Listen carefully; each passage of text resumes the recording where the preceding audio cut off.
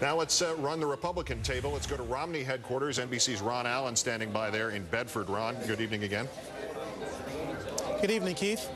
There's a lot of optimism here, but, you know, one thing that may trouble the campaign is that finding that I heard earlier from the exit poll that suggests that Romney ran the most unfair campaign.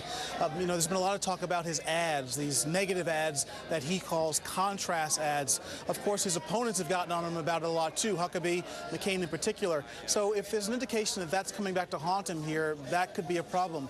The other thing from those exit polls, there seem to be a number that there's a large segment of independents voting on the Republican side. Of course, that's another thing that could be a concern, because you would have to think that most of those independents are going for John McCain, not Mitt Romney. The Romney camp hoped that a lot of those independents would go to the Democratic side, but if that's not happening in huge, significant numbers, that could be another problem for him. Of course, the night is young. The polls are still open. They were optimistic this earlier today. They feel like they closed well here over the past weekend.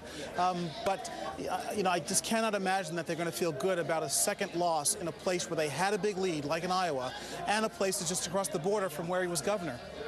Ron, has that, we mentioned this fun fact in the last hour about no Massachusetts governor nor senator who went into the New Hampshire primary, including a write-in candidacy from Henry Cabot Lodge in 1964. Nobody with the pedigree that Mitt Romney takes to the field tonight ever losing this. Is that campaign aware of it, or do they think that's just some sort of historical anomaly and coincidence?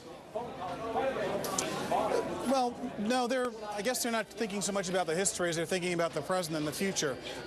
Romney knows, of course, that he should have an advantage here. But the other thing you can take from that, of course, Keith, is that these are the people who know him well, because he's been across the border.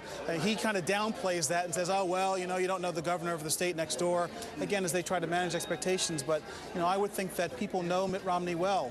And if they have decided, if they know him well, they've looked at his record, they've decided no. He was up in the polls here, so he certainly had name recognition. Months ago, that was a big thing that was driving the polls. So again, just as was the case in Iowa, where he had a lead, now he's losing it.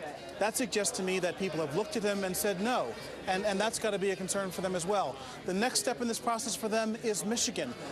Another state, again, where he thinks he might have an advantage because he was born there. His father was a three-term popular governor there. So the establishment, you would think, would back a Romney campaign.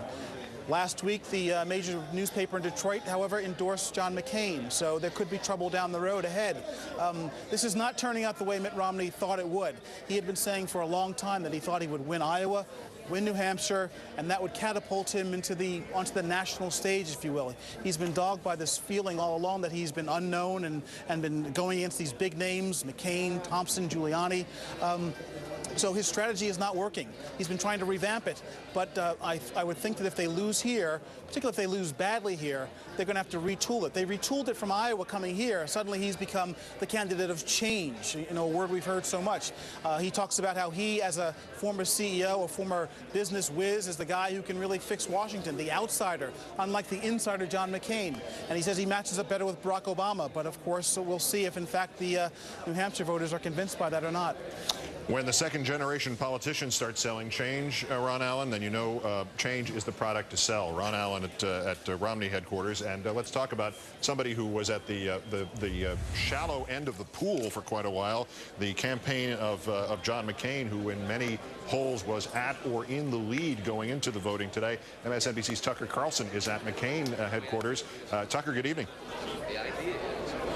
Keith, I think he was floating in the shallow end of the pool for quite some time. I mean, this campaign was dead, and I think just talking to the staff here, many of whom have left their regular jobs in the last couple of weeks to volunteer for McCain, there is a sense of bewilderment, excitement. Obviously, they're thrilled to be where they are, but bewilderment that they are where they are. I mean, I think even some of them believe that they were out. That was, of course, the consensus in Washington. There is this kind of almost holy war feeling in their battle against Mitt Romney. They are not Mitt Romney fans, and so I think that the victory over him tonight, if it happens, will be, you know, almost worth staying in.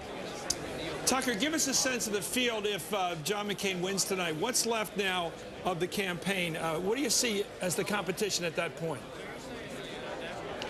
In the Republican field, well, the other shoe waiting to drop, obviously, is Rudy Giuliani. And the question is, can he make good on his promise to do this kind of late in the game, big state strategy, which is, as you know, never been done before. It's been attempted by a couple of people. I believe John Connolly tried it. It's never worked. So the question will be Florida. At the end of this month, can he win Florida? If he does, he will be taken seriously as a candidate. The McCain calculation at this point is twofold. One, Republicans, as you know, have this kind of instinctive desire to defer to the elder statesman, to the oldest, most experienced guy. That is, in this case, of course, McCain.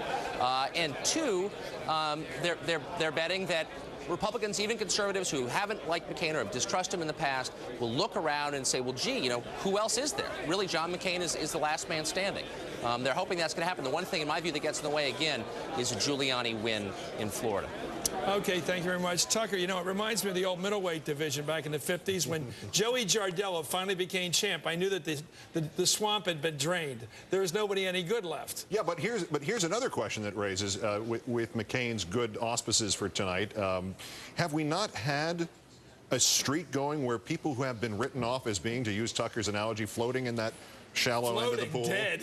Was not John Kerry in that position in 2004? Until Iowa. Until we actually started voting. I mean, he had certainly been written off as in the 5 or 6% range, if I'm remembering the numbers off the top of my head. Does it go back further than that? Was there a point at which Gore was behind Bradley or Dole was behind everybody else in 1996? Well, the wild thing about John McCain is, although he's a great military man who has served his country and is obviously a patriot in all the great ways you can be a patriot, both in public service and in his military career and his sacrifice, he's not popular among the regular Republicans, the people that go to meetings and organize the Republican Party victories. He's not popular among the evangelicals, right?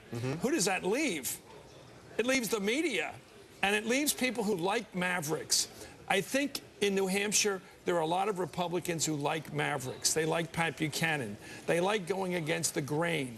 His challenge will be to go against the grain nationally if he wins tonight. That's a hard one. It's always going to be hard to be a successful maverick. I'm wondering, just in thinking of McCain and of Kerry, who share many of those distinctions, at least in terms of the military, if we aren't doing sometimes a favor to a candidate, if that wasn't what D.D. Myers was talking about, what she was angling for was really to declare a candidacy and a candidate done.